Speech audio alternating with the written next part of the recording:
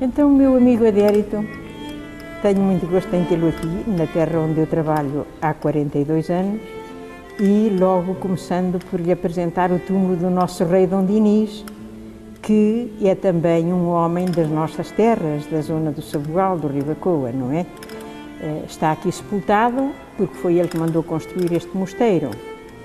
Tinha aqui uma quinta, o rei Dom Dinis tinha aqui uma quinta, porque era muito próximo de Lisboa, na altura Lisboa já era a capital, tanto que foi ele o primeiro rei a nascer em Lisboa, no dia 9 de outubro de 1671. E, contrariamente à tradição da monarquia, puseram-lhe um nome diferente dos seus antepassados, Dinis, precisamente porque ele nasceu no dia de São Dinis. E para Dom Afonso III, seu pai, a figura do santo Dinis era importante, porque foi o primeiro bispo de Paris. E ele foi criado, a partir de uma certa idade, na corte de França. Dom Afonso III foi para a França adolescente, porque como havia questões aqui graves entre o clero e a nobreza, a mãe, Dona Urraca, mandou-a para a corte da sua irmã, Branca de Castela, rainha de França, mãe de São Luís, era irmã de Dona Urraca, mãe de Dom Afonso III, e tirou o filho daqui para o protegerem. Ele, criado em Paris, na corte do rei São Luís, sabia que era o santo parisiense de maior devoção e simpatia dos franceses. A corte deslocava-se muito aqui para Odivelas, para esta quinta, porque esta quinta, que tinha o nome de Quinta de Valdeflores, tinha um paço real. E o rei vinha para aqui com a corte com muita frequência. E nesta zona havia outros passos reais. O principal passo desta zona era em Frielas. Era o passo preferido pelo rei Dom Dinis. E por que Dom Dinis preferia o passo de Frielas? Porque esta Baixa de Loures era coberta pelos esteiros do Tejo e era navegável. E o rei vinha para Odivelas com a corte, estava aqui uns dias, daqui deslocavam-se para o passo de Frielas e do passo de Frielas apanhavam o barco pelos esteiros do Tejo até Sacavém. Em Sacavém entravam no rio Tejo e subiam o Tejo até Santarém.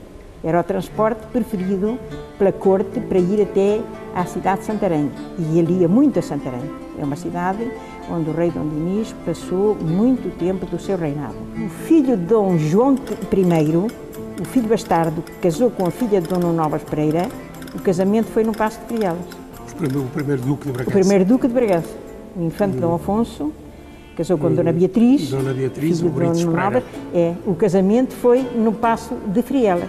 Portanto, esse paço que era muito conhecido e há muitas provas de que existiu ali, porque a doutora Virgínia Rau, professora catedrática da Faculdade de Letras, foi minha professora. Foi sua professora, sabe, a categoria daquela mulher, não é? Foi ela que estudou os itinerários do rei Dom Dinis. Exatamente. E Dom Pedro.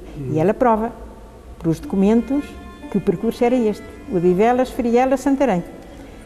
Por causa das datas, dos documentos. Desculpe só interrompê-la para reforçar essa ideia dos percursos de Dom Dinis, porque de facto Dom Dinis percorria o país e estabilizava temporariamente a sua corte no norte, no centro, no sul do país. Lembremos que a reconquista cristã tinha terminado no tempo do pai, com a conquista definitiva do Algarve, e Dom Dinis é o primeiro rei da primeira dinastia que não tem reconquista a fazer. Ele vai obter novos territórios, e já falaremos sobre esses novos territórios obtidos com o Tratado de Alcanísio, mas não pela reconquista. Então, ele tem sim um tempo de paz que lhe permite ser o rei lavrador, mas também o grande administrador, o grande, como diríamos em linguagem moderna, o grande dirigente administrativo, político e económico deste país. Daí que ele tenha estabilizado temporariamente a corte em Santarém, como disse muito bem, mas também em Leiria, onde existem ainda hoje, em Coimbra e na Guarda. E na Guarda, e até no Sabugal, por exemplo. Exatamente. Ele chegou a estar, sendo como é, um rei ligado justamente à Vila do Sabugal, como às vilas daquele território recém-adquirido, que é o Tratado do Rio da Coa, sobre o qual Eu gostaria de dizer alguma coisa daqui a bocadinho, mas volto a devolver-lhe a palavra. E a corte da rainha, Máxima. que vem agora a propósito, está de fosse, a corte da rainha Santa Isabel, as aias e as acompanhantes ficaram no Sabugal, enquanto Dom Dinis, em 1298, foi a Castela a pedido da rainha Maria de Molina para ajudá-la contra o infante Dom João, que lhe fazia guerra, e contra os infantes de Lacerda, que eram os legítimos herdeiros de Castela, não é? E ele foi apoiá-la, ajudá-la. Ela queria que ele entrasse em luta, mas ele não entrou, porque Dom Dinis preferia sempre um bom acordo. Ele até preferia um mau acordo a uma boa demanda. Sempre que pudesse entrar em acordo, ele entrava e conseguia. Não entrou em guerra. E a Maria de Molina não ficou contente. A rainha ficou no Sabugal com a sua corte. E dali até depois veio a rainha Maria de Molina visitá-la para uma aldeia em Fonte Guinaldo. Fonte Guinaldo. E o Fonte Guinaldo passaram as duas uns Fica dias. logo após a fronteira atual. Sim. E trouxe a infanta, que era filha da rainha de Dom Dinis, a infanta, a Dona Constança, que era rainha de Castela, embora ainda criança, não é? E ela trouxe a nora para a rainha Santa Isabel vir a filha, não é? E passaram uns dias em Fonte Guinaldo. E depois a rainha Santa Isabel regressou ao Sabugal e ela regressou a Salamanca. Portanto, há aqui um período em que o Sabugal é uma terra, efetivamente, do rei Dom Dinis. A partir de Alcanisas, ele passa pelo Sabugal quando vai a Castela e a Leão. É muito interessante. E a Guarda também é uma das cidades, aí ele esteve, de facto, longos períodos para estabelecer aqueles contratos que ele fez com o infante Dom João e com o representante do rei, que era pequenino, não é? E Maria de Molina era a regente. Mas voltando aqui a Dom Dinis e a Odivelas, mandou aqui construir este mosteiro para senhoras nobres, que ofereceu à Ordem de Cister. Portanto, que ele pediu autorização ao abade de Cister para poder construir aqui este mosteiro. Foi autorizado, e pela Igreja de Lisboa também. E então veio aqui, no dia 27 de fevereiro de 1295, lançar a primeira pedra. E parece que foi concluída em 10 anos, mas os cronistas dizem que o mosteiro estava terminado em 1305, mas estaria terminada uma parte da igreja para poderem praticar o culto. Mas as instalações das freiras não estavam terminadas porque Dom Dinis deu-lhe uma parte do Paço Real para elas ficarem instaladas até se concluírem os dormitórios, as enfermarias e todas as dependências, porque isto era considerado o mosteiro de mulheres, o mosteiro de senhoras mais importante que havia em Portugal. Rico, porque o rei dotou de muitos bens, e eu não acredito que ele estivesse concluído em 10 anos, era impossível. Estas obras, todas encantarias, levavam muitos anos a serem construídas, não é? É um convento que foi sempre tido por um lugar de culto de grande beleza, porque havia um coro de vozes famosíssimo, tinha fama em Lisboa, e elas conheciam música e tocavam vários instrumentos de corda e de sopro, e eram famosas por isso, pelo seu coro de vozes e pelo instrumental que elas usavam para as cerimónias. E isto era muito frequentado nesses dias de festa, sobretudo no dia em que era eleita uma abadesa, era frequentada pela corte e pela fidalguia de Lisboa. Do tempo do rei Dom Dinis temos aqui apenas a parte da cabeceira, a capela mor e as duas absidilas que estão dos lados. Não é? E o túmulo não estava aqui. O túmulo estava aqui no centro da igreja, porque ele deixou isso no testamento, que era o meu túmulo, já estava feito, foi ele que o mandou fazer. Já estava feito em vida dele. E disse que o queria no centro da igreja, e foi no centro da igreja que ele ficou, quando foi aqui enterrar em 1325, faleceu em Santarém e foi trazido para aqui. E o que danificou este túmulo, que muita gente pensa que foram as invasões francesas, não foi nada disso. Foi o terremoto. Foi o terremoto porque lhe caiu a abóbada em cima. A abóbada caiu em cima. E ficou neste estado, tanto que a estátua jacente, que era uma estátua magnífica, estava toda partida, e isto é uma reconstrução que foi mandada fazer pela rainha Dona Estefânia, esposa de Dom Pedro V. Sim, sim. E mandou fazer algumas reparações, com gesso, com outras argamassas, mas que com o tempo foram também como andaram com o túmulo a mudarem-no de vários sítios, já esteve aqui numa capela que aqui há, que a entrada é por fora. E nessas mudanças todas é que tiveram que abrir o túmulo, porque para não pesar tanto, levantaram a tampa e levaram-na por uma vez e depois arrastaram em toros, rolando a arca tumular. E isto também deve ter danificado bastante o túmulo, não é? Sim. E foi nessa altura que se soube que o rei Dom Dinis era ruivo.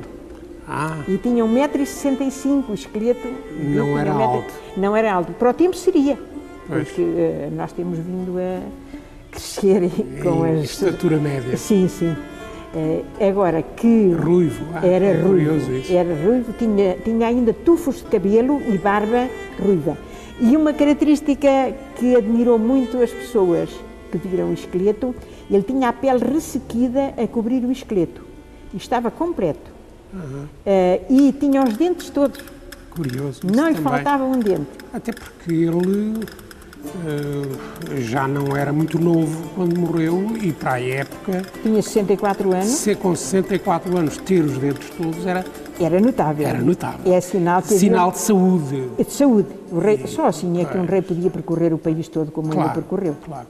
Eu aproveito agora para dizer que lembro-me que popularmente costumamos dizer El Rei Dom Dinis fez tudo quanto quis.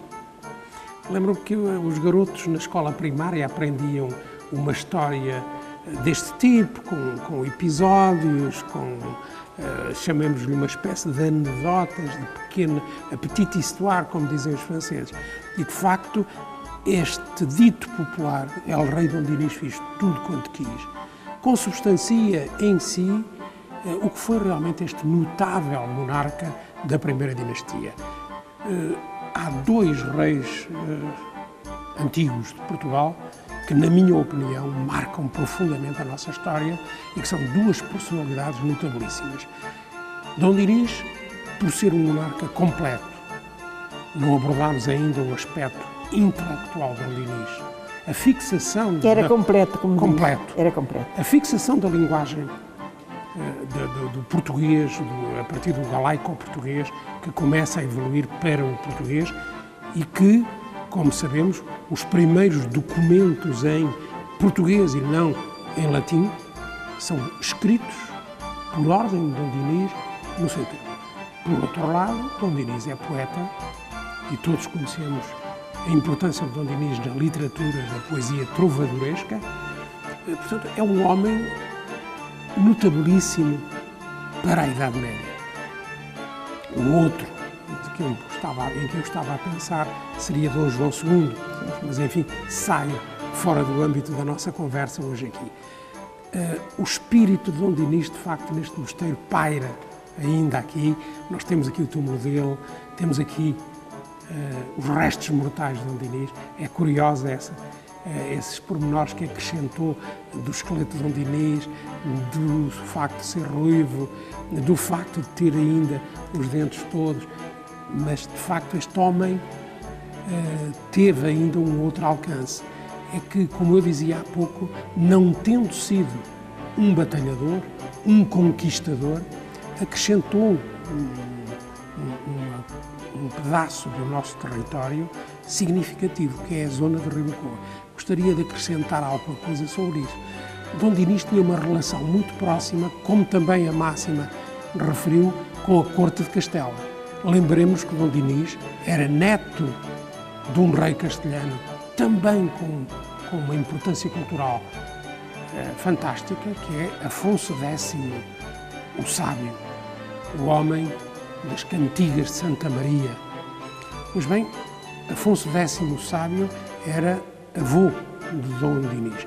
Essa relação próxima com Castela talvez tenha contribuído e com o espírito negociador de Dom Dinis, com o espírito que chamaríamos hoje de consenso de Dom Dinis, ele conseguiu fazer um acordo com o rei Fernando IV de Castela, genro dele, com o qual ele faz o acordo que chamamos Tratado de Alcanices, em espanhol, ou Tratado de Alcanices ou Alcanizes, há várias pronúncias para o mesmo nome. Foi celebrado na cidade castelhana de Alcañices e daí o facto de ser o Tratado de Alcañices. Celebrou-se em 1297, mas em 1997, quando passou o 7º centenário do Tratado, fez-se um congresso, organizado, aliás, pela Universidade Católica. Eu fiz parte do secretariado que organizou esse congresso, que decorreu nos concelhos de Ribacoa. Porque, de facto, essa região de Ribacoa, ou a região transcodana ribacodense, é a região que fica do Coa até à fronteira atual. Envolvia os concelhos antigos de Sabugal, de Almeida, de Castelo Rodrigues, de Alfaiates, de Vilar Maior, mas também mais a norte de Vila Nova de Foscoa. Ora, esses concelhos de Ribacoa foram integrados em Portugal a troco de outras regiões que Portugal entregou a Castela. Um pormenor, o concelho de Olivença também fazia parte do Tratado de Alcañices e foi também integrado em Portugal. Exatamente. Hoje não é português, mas isso deve-se a outras guerras, a outros problemas, que foi a Guerra das Laranjas e a ocupação de Olivença pela Espanha, já não é por Castela, mas sim pela Espanha, no princípio do século XIX, em 1801. O Sabugal, como dissemos aqui, como a Máxima disse, teve um lugar importante no reinado de Dom Dinis. A Rainha Santa Isabel ligou o seu nome, deixou o seu nome ligado à Beira Alta, por outras razões também. Quando veio, muito jovenzinha, com 12 ou 13 anos, para casar, veio de Aragão, para casar com o nosso rei Dom Dinis, que era cerca de 10 ou 12 anos mais velho. 10 anos, quase 11. Quase 11 mais velho. Foi recebida numa vila da Beira Alta, em Trancoso.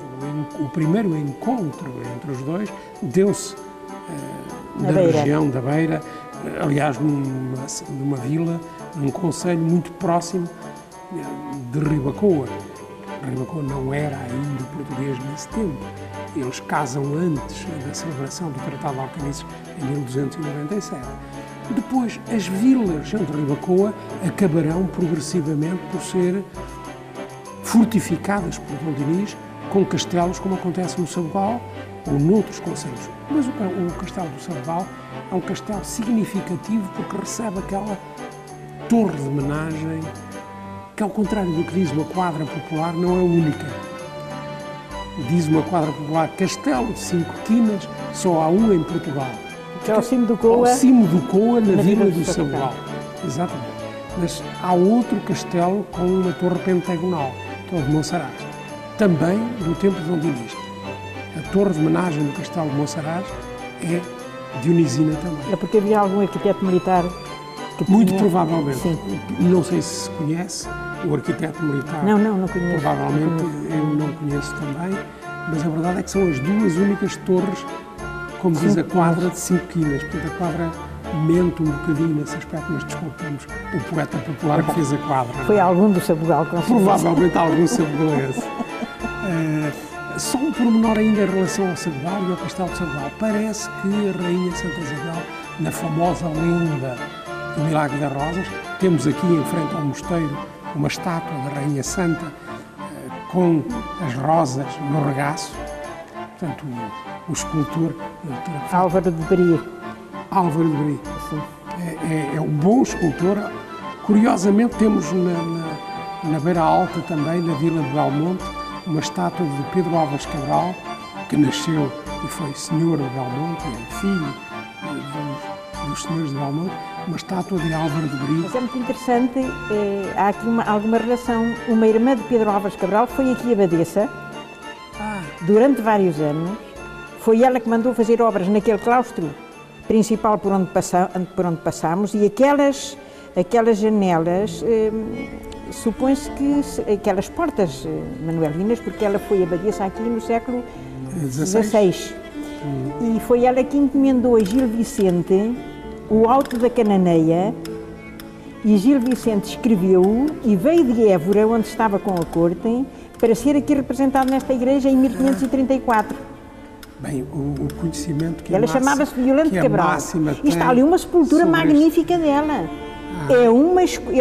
Tem uma lápide tumular com o báculo da abadesa e tem em letra gótica alemã, em toda a volta, é a maior lápide que lá está, de abadesas. As referências, eu não sei ler aquilo, mas há de haver alguém especialista que saiba, algum epigrafista capaz. Em toda a moldura estão referências a essa abadesa de Violante de Cabral, irmã de Pedro Álvares Cabral. Irmã de Pedro Álvares Cabral. O conhecimento da máxima relativamente a este mosteiro é fantástico. Eu tenho pena de não me ter dedicado à nossa terra, ao Sabugal. Pois. Mas quando cheguei aqui, as pessoas pediam-me e perguntavam-me, não havia nada sobre este mosteiro. E eu comecei a estudá-lo porque fui forçada a ir. O terremoto destruiu as 3 naves góticas do mosteiro. Podemos imaginar o que seria o corpo da igreja com 3 naves e depois ali, onde hoje temos aquelas 3 portas, havia então um gradeamento. Era a grade da metade. A grade da metade. E depois ali é que as monjas... Para lá era o coro. O coro que tinha das monjas. 33 metros e meio de comprido ainda. Portanto, esta igreja tinha 70 e tal metros de comprido. Nós temos que pensar que esta igreja tinha 3 naves góticas, cruzaria de ogivas, que é sempre um teto lindíssimo, não é? E que tinha essa dimensão que é o dobro do que é hoje a igreja, porque contava com o coro das freiras. Que a arquitetura era a mesma, só tinha ali depois uma grade da metade de madeira, para elas poderem ver as cerimónias para aqui. Pois. Tanto que nem tinha porta lá ao fundo. As monjas viviam, portanto, em clausura. Viviam em clausura, mas elas tinham privilégios, porque era uma obra real. Não podemos, por mais rico que seja um nobre, compararem a fundação do mosteiro por um nobre ou por um rei. E, sobretudo, o grande rei que foi Dom Dinis. Mas podemos certamente imaginar o que seria este mosteiro que o terremoto danificou seriamente quando olhamos ainda hoje para a Capela Mor ou, por exemplo, para o que resta de uma das galerias do claustro. E 2 torres que tinha a flanquear a porta. E aqui, depois destas 2 capelas absidais, havia mais 2. Uma ainda está, que é essa que se entra aí por fora, onde esteve o túmulo de Dom Dinis há algum tempo, e a outra é a sacristia, que não foi reconstruída na traça original. Foi reconstruída no neoclássico, como a igreja e como as outras lanças do claustro que caíram. E agora as pessoas não se situam no período do tremor de terra de 1755, porque isto tinha uma cabeceira com 5 capelas góticas e flanqueada por 2 torres. Eu já encontrei um mapa. As 2 torres tombaram, claro. Tombaram e essas não reconstruíram. Foi de facto algo calamitoso para Portugal, o terremoto de 1755. Veja-se, por exemplo, a sede de Lisboa foi profundamente danificada. A Capela Mor, que era uma capela gótica, como são ainda hoje as capelas radiantes e o deambulatório da Sé, são do tempo de Dom Afonso IV, filho de Dom Dinis, porque houve outro sismo no século XIV, em 1343, a sede de Lisboa sofreu 3 grandes sismos. O do século XIV, o do século XVI, que falávamos há bocadinho, no tempo de Dom João III, e depois o de 755, no século XVIII. E, portanto, a sede de Lisboa guarda profundas cicatrizes destes sismos. E lá encontramos o românico original, o gótico do tempo de Dom Afonso IV e depois o barroco do século XVIII. E o gótico do Cruzeiro, o gótico do claustro, que é a obra de Dom Dinis. Que é a obra de Dom Dinis. Era aí que eu ia justamente chegar.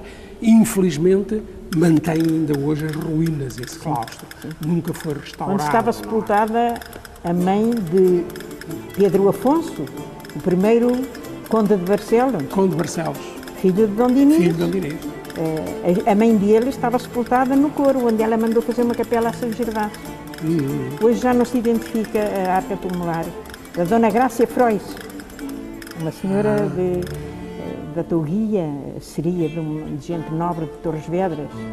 Há pessoas que dizem que o Dom Pedro Afonso, quando Barcelos, que nasceu aqui em Odivelas, porque confundem a Ribeira de Odivelas com a Ribeira de Dona Grácia, que era a Ribeira de Sacavém, porque ela era proprietária de terras ali.